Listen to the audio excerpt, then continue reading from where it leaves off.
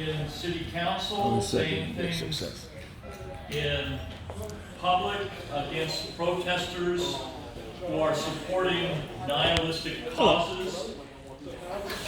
He puts himself out there. I first met, well actually I didn't meet Arthur. I first read his articles in Town Hall, and I was impressed. Yeah. What I was also impressed about with Arthur Schopper was he lived here in Torrents. Just have a And I seat. thought, my God, what a beautiful mind we have in this community that he is lending his intelligence to us I would in encourage you order to hold it guide like that. our thinking to a You're gonna be better there for an hour, place maybe. here in Okay, I'll get it. Southern California, Is that good? Torrance. Yeah. And his ideas resonated with me. And then I met Arthur, and I went to one of his protests at Target store here, and it had to do with the issue of putting men's room and boys' room, boys' room in with the ladies' room, which we did not appreciate, and we protested against that. I had an experience earlier that way also with their dressing room. I wanted to try on pants in the men's dressing area. They said, no, we closed it down, you have to go to the ladies' or the children's dressing area. Oh, that's creepy. I hesitated until I saw there was a full-length, actually there wasn't a full-length door there. So it felt kind of creepy. I'm sorry, where is this? That happened? Target Target. stores. Oh, yeah, I And remember. so I appreciated joining his protest.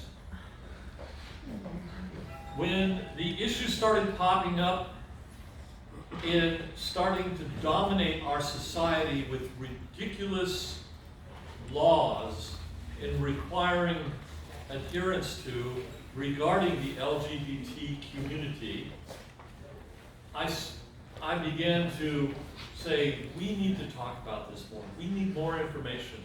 And the one man that I know that I'd like to get more information from on this is Mr. Arthur Schopper. So Arthur, I'd like to bring you up and have you talk more about this right now. Thank you so much.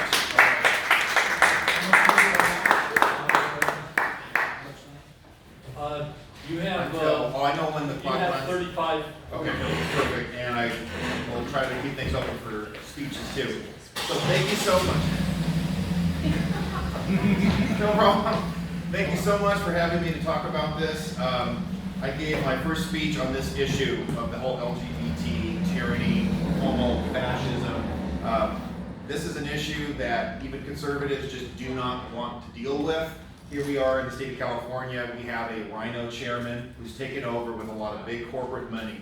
And it's big corporate money which has been floating this whole push to delegitimize marriage, to degenerate gender, and to treat these issues as non-issues entirely. Really quick, I want to talk about with Scott Carter. Just the two of us protesting outside of the Torrance Target as soon as they initiated this horrific policy of phasing out the distinctions. They had actually been doing it before. They were phasing out the difference between boys and girls clothing, boys and girls toys, and then they wanted to say, however you identify, you go into that bathroom and that fitting room. And it was nothing short of horrific. There was a rift that actually began to emerge. The local stores would say, we're not going to do that, but my response was, that doesn't matter. It's a corporate decision out of the Minnesota main office. We're going to protest, and we even protested the corporate meeting in Costa Mesa later. It was in June, so later that year, this was shortly after that 2016 primary, we protested the corporate shareholders. A lot of us were there to do that. Just the two of us, we had people coming by, and they even said, you know, this is a horrific policy, I don't want to shop here anymore. We were able to start turning people away, and their market share dipped since then. So with the speech now, I'm going to be focusing on three things. This was kind of how it was presented to me as Bed Bath & Beyond, this whole LGBT agenda. Them too?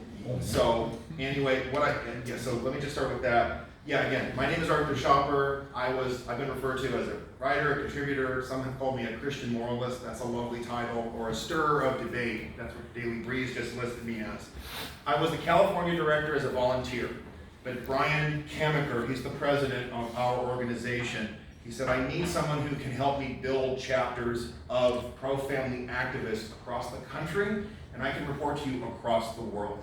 He took me on as the organization director, and I am an employee now of MassResistance, and that's what I've been doing ever since. So about MassResistance, I definitely encourage you to sign up if you haven't already to get our newsletters to help us fight the pro-family fight. About Brian Kamaker himself, he started the Parents' Rights Coalition. It was in 1993. His children were bringing home lessons. He was in Newton, Massachusetts, so the left coast was on the East Coast before, especially in New England. They were pushing this LGBT insanity on their children and the students in the schools. And so Brian founded the Parents' Rights Coalition, which morphed into MassResistance because it's based in Massachusetts. And as we know, that's where gay marriage was first imposed by judicial fiat. I learned about Brian Kamaker. I was a freelance correspondent for Rhode Island and Massachusetts. There was a big pro-family issue. Justina Pelletier was taken away from her parents. They were visiting from Connecticut. The Massachusetts Department of Children and Families seized the child. I was a correspondent writing about this. I was the only one, along with Mike Huckabee, when he had a program before running for president again. And because of our research and our reporting on this, Justina Pelletier was released from the Massachusetts Department of Children and Families. Going to show how this LGBT agenda is about militantly attacking parental rights, among other things. So what happened, What I'm going to ask is hold off on questions. I will have a period for them, because I might be able to answer them before you ask them. So I will leave time for that. So, MassResistance is different than other pro-family groups. They tend to publish articles, they want to get social media out, they're fundraising mills essentially. But with MassResistance, we see ourselves as like the Donald Trump of the pro-family movement. We're militant, we're in your face, we are not afraid to say the core and hard truths that are essential in order to debunk this whole tyranny. So, let me start with the controversial remarks, which can get you kicked off of Facebook, off of Twitter, and can even land you in jail or fined in certain countries. Transgenderism is a mental disorder. This is no joke. Our Canada Director, Bill Blackcott, faces a criminal trial in Toronto for passing out gospel tracts in a gay pride parade. It's considered inciting hatred, just for speaking the truth about homosexuality and transgenderism. And he's also forced to pay a $55,000 fine because the Human Rights Tribunal ordered him to for calling a biological male a male. This is happening already. And even in California, if you frequently misgender a senior citizen, a patient in a home care system, you can be fined $1,000 or face a year in jail. That's in California. It is already happening. It is transgender tyranny. It's already come to California. So I want to talk about 3 issues that compartmentalize this: bed, bath, beyond. So we look at the bed issue, so to speak. The argument that we've been hearing from militant homosexuals, transgenders, is this idea, well, it's in our bedrooms, it's not in the public, leave us alone, let us live our lives as we see fit. Pierre Trudeau, Margaret Thatcher, actually, when she was in the shadow cabinet in the early 70s, she worked to decriminalize homosexual conduct among consenting adults. So that's where it started on both sides of the aisle. We've been hearing that argument for a long time about tolerance. Let's just live and let live. Let us do what we want, and you do. You can still have your whatever, but let us live our homosexual or transgender lives. But here's the problem that's emerged, starting in the mid-1980s. The argument has gone from live and let live to we were born this way. And for you to oppose this makes you a massive bigot. And interestingly enough, one of the most outspoken gay free speech activist, Milo Yiannopoulos, acknowledged as much. We even had homosexuals contact our main office in Waltham, and they say, we know we're not born this way. We see this as a destructive lifestyle. We don't want this forced on children. And they agreed with everything we're doing. It's pretty surprising. Let me just put this away. I don't want to I might go crazy with it. So, this argument is no longer about tolerance. They're not interested in tolerance. I can tell you personally, I was in Hermosa Beach at the Henry Waxman Town Hall, so he wasn't happy to see me, to be sure. And there was one homosexual activist there, and he said, very simply, you have to accept me. I will not accept tolerance. Now I have a word for that, tyranny. Another word, despotism. That is the agenda, folks. we're expected to accept it. And if you don't, there are consequences. Most people forget that tolerance is a Christian virtue. And because of it, it requires a set of standards that have to be maintained, that have to be respected. You can have your wrong views and beliefs, but you're not going to militantly shut down natural law, the laws of nature, and nature's God. Now, the other thing I hear in connection with this is we have to do away with government-based tyranny. There should be no problem then with two men or two women sleeping together. This is the problem we've had, conservatives in general and pro-family activists in particular, is that we're not pointing out the long-term problems with this whole agenda. Free markets, free enterprise, a free society. This requires a passing down of values. The ability for individuals, for young people to be civilized, to be adults, to be creative, to be constructive members of society. This doesn't happen when we don't have strong families. And this agenda undermines that very thing. You can look at history. Polybius, ancient Greco-Roman historian. I've often referred to this source. He was an eyewitness of these Greek city-states after they had been overtaken by the Roman Empire, and they collapsed because of the breakdown of the family and the breakdown of law and order, and much of it had to do with the disorderly conduct that became prevalent and even accepted. Homosexuality, transgenderism. Transgenderism became a major trend before the Roman Empire collapsed. And interestingly enough, it's a lesbian historian, Camille Paglia, who points that out at length. So, then we go to Bath. This speaks specifically to the biological derangement of transgenderism. Let's face it, transgenderism, it is a full-on declaration of war against the natural and divine order. Allowing men into women's bathrooms does lead to sexual predation, that's true. But we have to go further. This is a full-on lie. And from a moral and divine perspective, we have to see that this phasing out of male and female, it is a militant attack against God and the divine order which he has established. Our rights come from God. The Declaration of Independence establishes this. And anything that attacks these fundamental realities, we see the terrible implications that come from it. These are fundamental and they're biological verities. Again, this fight about bathrooms or fitting rooms is not about number one and number two. It's a battlefield, the fundamental values of our country. And, you know, with the time that I have to go off into, was it Peter Tile? I think he was one of the keynote speakers at the RNC convention in 2016. And he dismissed, we shouldn't be arguing about which bathrooms people are using. We should be talking about building ships and planes and rockets to go to other planets. But the fact that we want to dismiss these fundamental issues makes the other things impossible to discuss. I mean, if we don't know which bathroom to go into, why should we talk about which planet to visit? I mean, it's just unthinkable. The whole culture that allowed for this to happen starts with recognizing these basic issues and why there needs to be a militant opposition to this. This idea of embracing homosexuals as conservatives and bringing them in and phasing this out is a bad move, and it needs to be dismissed. So, we even saw recently that this phasing out or this attack on male and female, it is so egregious now with the bill that just passed out of the House of Representatives, the so-called Equality Act. This is a bill which guts and amends the 1964 Civil Rights Act to include in protected categories not just sex or race, but sexual orientation and gender identity. And it expands the definition of public accommodation so that so-called private institutions would be forced to cater to men who think they are women, or men who think they have a right to marry men, to sleep with men. Nobody wants to talk about this except the black pastors I've worked with, sleeping with children. Because LGBT is not stopping there, it's adding one letter after another and more special rights after that, and the target is to sexualize children. So, let me be clear on this. Another fundamental fact. This is something that MassResistance does not run away from talking about. People are born black. People are not born gay. People are not born in the wrong body. Now, we might get to a point where posting or tweeting that could get you shut down. Saying that in some countries can be viewed as hate speech.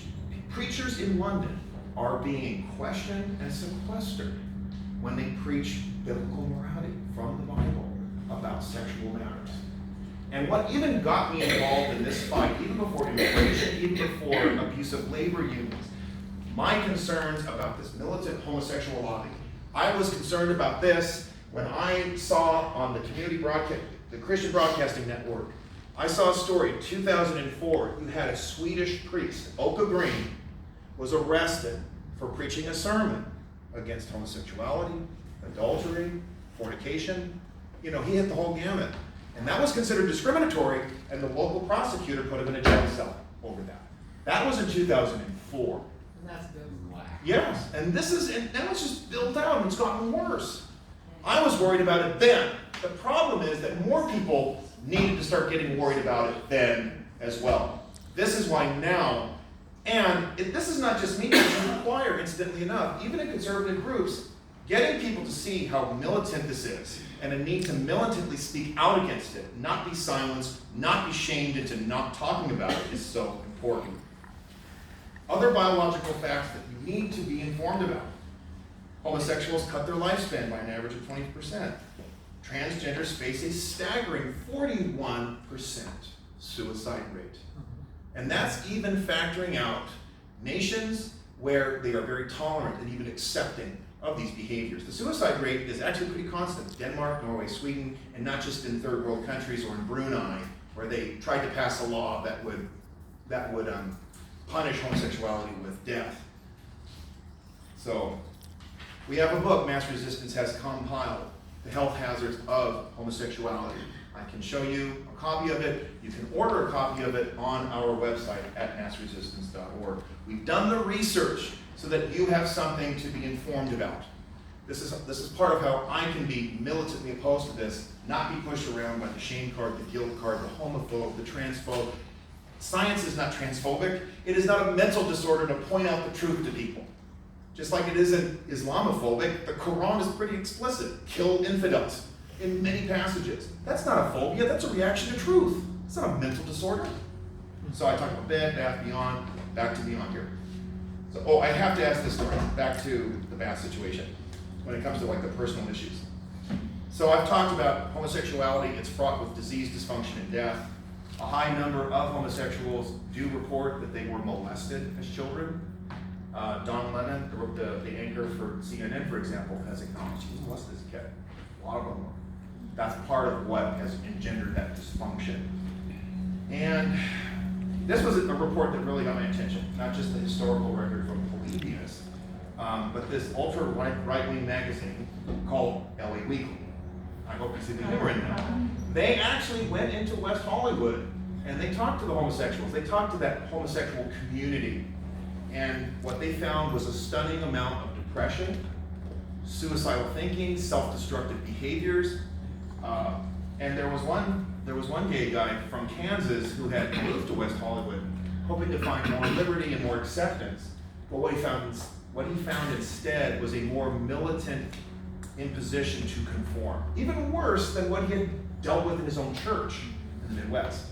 There's less freedom. There's a greater need to conform, to go along with the agenda, to go along with the ideology. And I can add this, I marched in the Gay Pride Parade in 2017 for Mass Resistance. I had two other people, LA County for Trump. He had the Trump flag, and well, some of the people I talked to, they said, I'm gay and I'm suicidal. They just say it like it's two peas in a pod and there's nothing to be worried about. It was really shocking. And there were some gay Trump supporters actually who just walked by in the most casual and conservative of clothing, and they would say to us, I'm not participating in this. I voted for Trump and I'm terrified if people find out. Homosexuals who had voted for Trump didn't march the Gay Pride Parade because it was so militantly, abusively left-wing. It was a resist parade. And even the corporate donations were detracted from it because it was such a hostile environment. That's the kind of thing that's pervasive in these homosexual communities. This doesn't sound like life to me. This doesn't sound like liberty. Certainly not like the pursuit of happiness. So, I want to mention that. Now to beyond. What is to be done? What are we going to do about this transgender insanity, this tranny tyranny, this homo-fascism? Again, what has made mass resistance distinct. We're not interested in just giving people reports on how the world is falling apart or how family structures are being undermined. This is a common story I share. We as Mass Resistance, we were leading the fight, and many of you were helping that fight when it came to Assembly Bill 2943. How many of you remember that bill from last year? There's a lot of bills to remember, so don't feel bad. But that was the bill that would have banned reparative therapy. Therapy to help people who have same-sex struggles or who have gender dysphoria to get help. AB 2943 would have banned that practice entirely for adults. It's already banned for children. But the language in the bill was so wide, it would have banned the Bible, it would have banned sermons, teachings, tapes, etc. on natural marriage, natural sexuality, biological gender distinctions. It was so widespread. Now, we understood with our team, and we had people around the country helping us, this is a bill that could never be amended. The so-called final amendments that came out of the Senate were not sufficient. Okay, well, we make sure we won't go after printed material. But no, the fact is, people who don't want to live in a lifestyle that's destructive have a right to seek help. And if you want to talk about discrimination, there's no greater discrimination right now than against men and women who don't want to be gay anymore and who get out of it. And one of the people I mentioned in Houston, Texas, who saw our Houston team expose that the drag queens reading to the kids in those libraries were sex offenders themselves. They exposed that. The press didn't do it, our team did.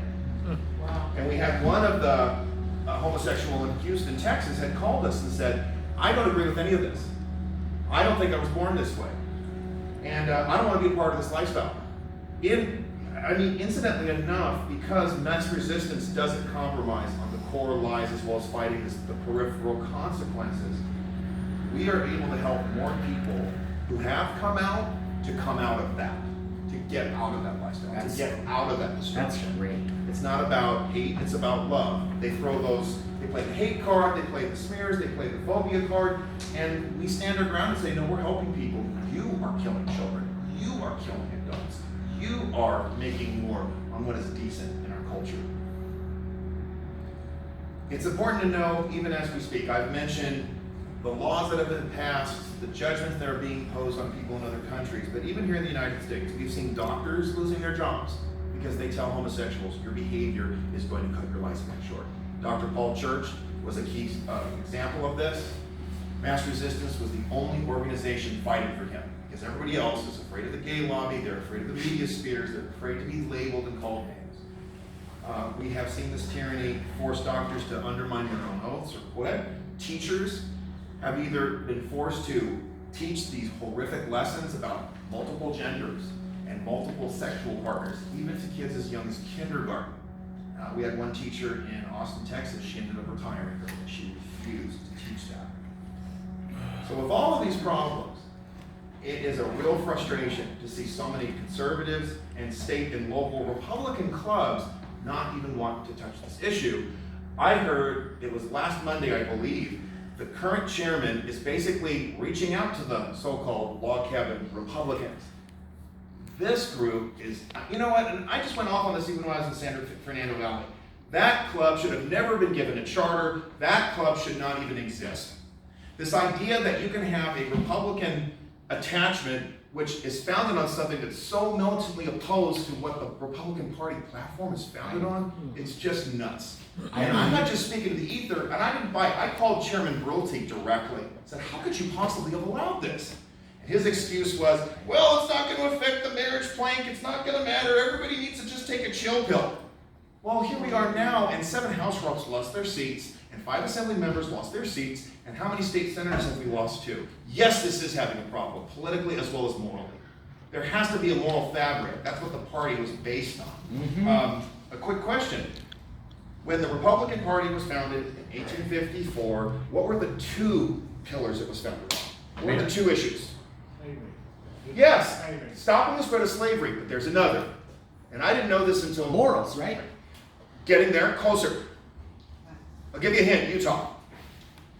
Mormons. Multiple What was the wives. thing about Mormonism that was so abhorrent? Marriage between a man Oh, and a polygamy. woman. Not almost. It's about marriage. Polygamy. Yes. Thank you. You knew it. Good. Yeah. The Republican Party was founded on ending the twin pillars of barbarism, slavery and polygamy, because that Yes. enslaves women. Yes. And now we're seeing a new type of slavery, essentially, people being enslaved to these sexual perversions. This is not something we should be aiding and abetting. We do need to stand against this. It's the very foundation of the party. Protect the family, protect liberty. Absolutely, it's there. Now, notice how so few of us know that. I didn't know that until Rick Santorum had brought it up about 5 years ago. So, I mean, that's pretty stunning. And I am going to add this. I shared it before.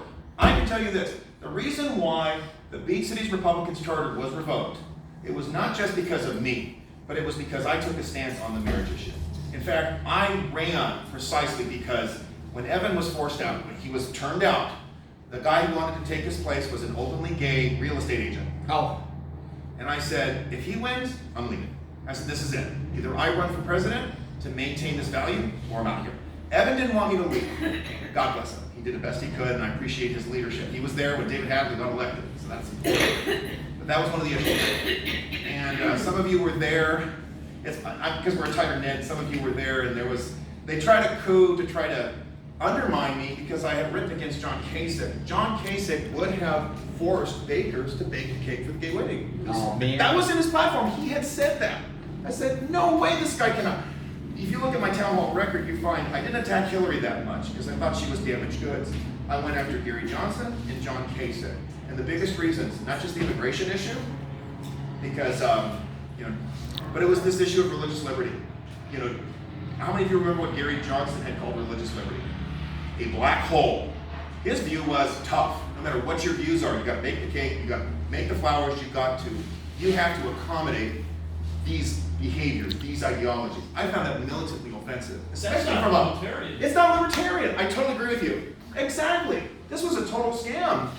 But of course it really helped us out because that libertarian sucked away a lot of liberal votes. The guy was in agreement with Bernie Sanders, like 73%, right? So, we got to thank him. I think because of Gary Johnson, I think that's part of what made the Rust Belt competitive. And even New Mexico. New Mexico was close. So was Colorado, actually.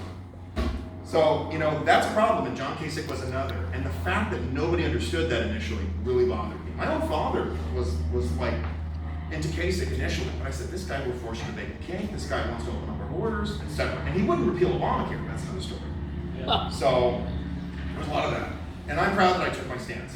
And that's what needs to start happening. We have a state party and even central committees which are more committed to bringing just enough money to stay alive. But we're not winning anything because we don't want to fight these issues that have to be fought. And I've heard many Republicans, they say, well, I have no problem with homosexuality. You live your way and I'll live my way. But That's not true. we're seeing just a normalization of paraphilias here that has to be withstood. We have seen other countries taking a better approach to this.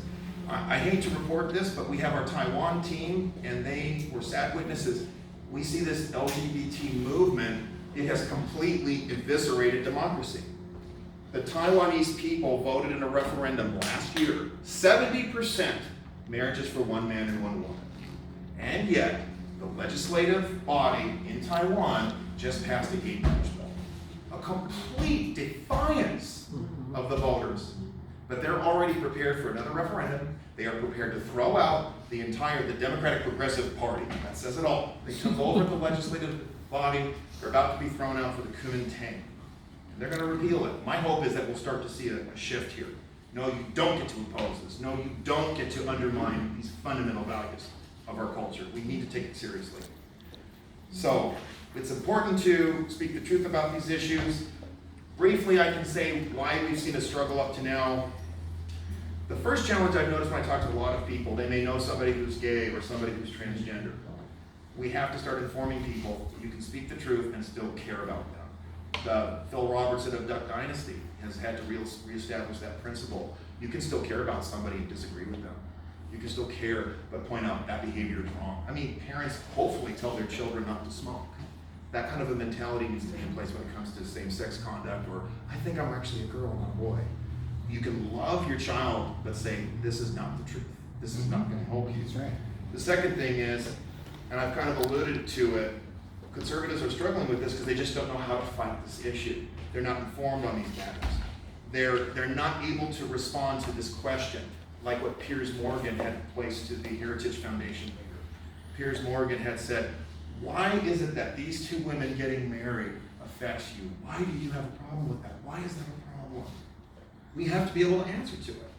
Those behaviors are part of a larger movement which affects me, which affects you, it affects our children. Ben Shapiro's answer was perfect. Flip it on him. This isn't about two women getting married. This is about your claim, your assertion that children don't need a mom and a dad. So you want to take away a mom and a dad from children. We got to flip it back. What's really going on here? You want to make selfish adults more important than the needs of our children. See, we have to know how to respond, and nobody's teaching us. In part because we have forgotten why marriage is so important. So there's that. Last of all, and I've alluded to this too, people are afraid. I don't want to be labeled prejudiced, homophobic, transphobic, bigoted. You know, I don't want to sound like I'm angry at anybody in this room, but there's just a general outrage. I am so tired of hearing that. I have a friend of mine that I know in El Segundo. And he sees me with my Trump hat and my Trump shirt. I'm in El Segundo. I'm not in Berkeley. I'm not in Compton. Okay? And he says, but I'm afraid to wear a Trump hat. You know what? The next time I see him, I'm going to have to be a little more extra. That's not an excuse. What are you afraid of? I'm not going to pity that. I'm not going to baby that. I'm going to say, what's the matter with you? Are they putting you into a concentration camp yet? I mean, do you have people outside of your home ready to shoot your window in? It hasn't gotten there yet. What are you afraid of? We really have to stop babying people. What? Give me a break. Seriously. I mean, 2 + 2 is 4. Right. Are we going to start running into the hills when we say that? I mean, there's plenty of reasons why people seem to not agree with that. I said, that's a real problem. We collapse on this discrimination issue. Well, you're discriminating. Yeah, I am. I do believe there's a difference between male and female. I do believe there's a difference between you have money and you don't. I do believe there's a difference. We have to have the courage to have that discussion. And we need to make it mainstream. I wanted to talk a little bit with the little time that I have left. Okay, there's a couple points I wanted to make, and then I'll try to encapsulate everything I can. I had an hour and a half when I was with the San Fernando Valley people, but No, you got 3 minutes more. All right. But that's for the question and answer period. Okay, fair enough. So, Ann Coulter complained in 2015. You can talk about life, you can talk about Israel, you can talk about tax cuts, but you couldn't talk about immigration. 2015, she was complaining to Jorge Ramos that she was promoting her book, Adios America. Well, here we are 4 years later. You open up the newspapers, it's nothing but immigration. Whether they're defending open borders or not, but we constantly are talking about it. We have an immigration crisis. I was talking to you. Democrats cannot deny it anymore. They have made it a signature issue.